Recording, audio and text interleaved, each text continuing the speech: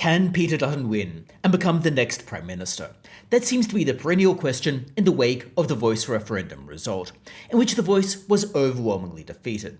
However, as we'll see, referendum results don't necessarily translate into election results, so let's have a look into this. Now, to become Prime Minister, Peter Dutton will need to obtain 76 of the 151 seats in the House of Representatives. Labour currently has 78 seats. The Coalition has 56 seats. The Crossbench has 17 seats. These include 4 Greens, Bob Katter, Rebecca Sharkey, and the Centre Alliance, and also 11 independents, which include the Teals. And I'll come back to why that's going to be a bit of an issue in a second. Peter Dutton could of course form a minority government, so he might, for example, get fewer than 76 seats, but if he has the largest number of seats, he might be more able to form a minority government, potentially aligning with the Teals or Bob Katter as an example. Now, the problem, of course, is it could be rather difficult for Peter Dutton and the Coalition to obtain the necessary 76 seats in their own right. Scott Morrison, for example, when he was Prime Minister, had 77 seats. Of these, 7 have gone to the Teals, and 1 to a former National member who resigned over the Voice referendum stance. Now, the Nationals might be able to win back the seat that they lost. However, those Teal seats could very likely be in doubt, and there's no guarantee that the Coalition will be able to get those back. The polling gives mixed results for the Coalition. According to Roy Morgan, the Coalition is leading against Labour and could potentially form government. However, according to Newspoll, the Coalition actually lags far behind Labour and could in fact lose yet more seats over the ones they lost in the last federal election. Now, if we look at the latest Newspoll, the Coalition's primary vote is 35%, Labour's is 36%. That looks close at a surface level. However, we need to scratch a little bit beneath the surface, because the primary vote isn't telling us the full story, because in Australia we've got preferential voting, so we really need to focus on the two-party preferred vote, which is the allocation effectively after all of the preferences are allocated. And here things look a little bit more bleak for Peter Dutton. According to Newspoll, the Coalition's two-party preferred vote is 46% versus 54% for the ALP, and that's been relatively consistent throughout this whole referendum debate. That is, the referendum doesn't seem to have really damaged Anthony Albanese that much, at least in the polls. Now, ultimately, everything could boil over come election time, but at the moment, it hasn't really sunk in, at least not sufficiently, for Anthony Albanese to lose at the next election. Given its rather poor two-party preferred polling, it's unsurprising that the Newspoll predicts the Coalition would actually lose seats on current polling at the next election. Now, of course, a lot can turn around between now and then, and routinely a party that is lagging behind in the polls can turn things around come election time. However, they certainly have their work cut out for them in order to actually have any hope of succeeding at the election. The Roy Morgan poll, however, paints a rather different picture and gives some better news for the Coalition. According to Roy Morgan, the Coalition's two-party preferred vote is 50.5%, at least according to their poll, versus 49.5% for the ALP, meaning they could potentially form government. However, it still is rather close, and it does remain to be seen exactly how that spreads out across electorates. Furthermore, people aren't exactly satisfied with how the government is performing. For example, confidence in the government has fallen to 78, which is well below the neutral level of 100. 53.5% of the respondents suggest that the country is heading in the wrong direction, versus 31.5% who said it was heading in the right direction. Therefore, it appears that people are rather unhappy with how the government is performing, potentially leading to an uptick in support for the Coalition. However, like I've indicated, that doesn't automatically mean they will necessarily form government, because the two-party preferred vote is important, but in these polls, they're only polling, in this case, 1,383 people.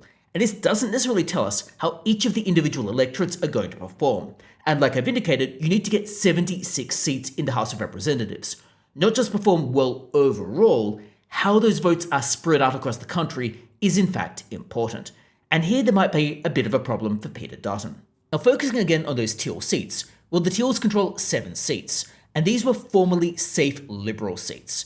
Places like North Sydney, Warringah, Wentworth, Mackellar in New South Wales. In Victoria, we've got Goldstein and Kooyong. Helen Haines of Indi could also fall within the category of being a Teal. However, she didn't come in during the latest Teal wave. In Western Australia, there is 1 Teal seat. This takes the total number of Teal seats to potentially 8, although 7 if we're just looking at the last election.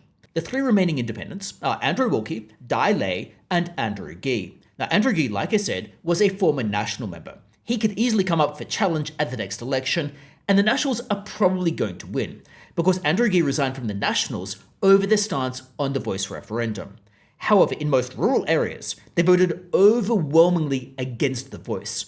So Andrew Gee is going to have a very tough time succeeding at the election if he's put up against a National Party member.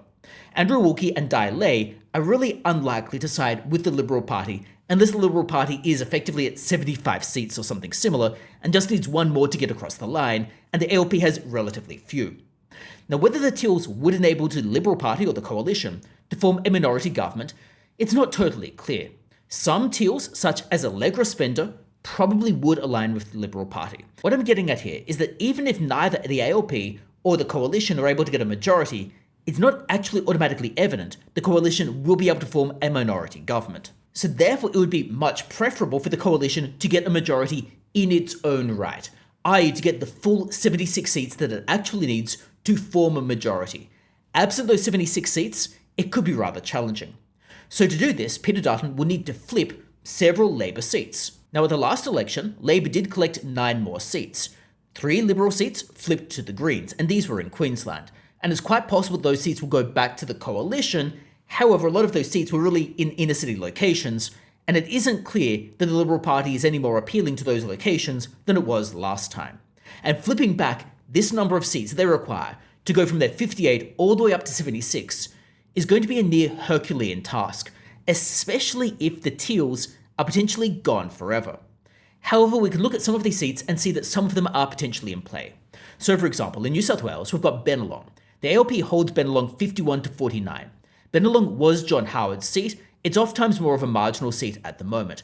They have a chance of winning this back if Labor particularly goes onto the nose. Robertson, well, the ALP holds Robertson 52.3 to 47.7. That's actually a pretty wide margin. However, it again flipped from Liberals to the ALP in the last election. If we're looking at Western Australia, well, the Liberals lost 5 seats. 4 went to the ALP and 1 went to a Teal independent. The Liberals lost these rather decisively. However, the fortunes of the ALP in Western Australia have taken a significant turn for the worse for multiple reasons. First, the formerly popular Premier has now resigned and been replaced with someone who is much less popular. Second, the Western Australian state government, which is run by the Labor Party, has brought in rather unpopular policies, such as the cultural heritage laws. These are likely to filter through into the perception of the federal Labor Party. One might argue the state and federal should be separate, however there is going to be some follow-through between the two. After all, Scott Morrison was sometimes blamed for why Dominic Perrottet lost in New South Wales, amongst other things. Furthermore, in Western Australia, it voted overwhelmingly against the voice. The ALP was in support of it, and therefore the Liberal Party might pick up some support in that context. It won't necessarily translate into a windfall, but certainly at least a couple of votes in addition. The ALP to some extent seems to be on the nose in Western Australia and Queensland, in particular, given the unpopularity of their premiers. However, winning all of these seats back will be rather challenging, and would require a rather large swing against Labor.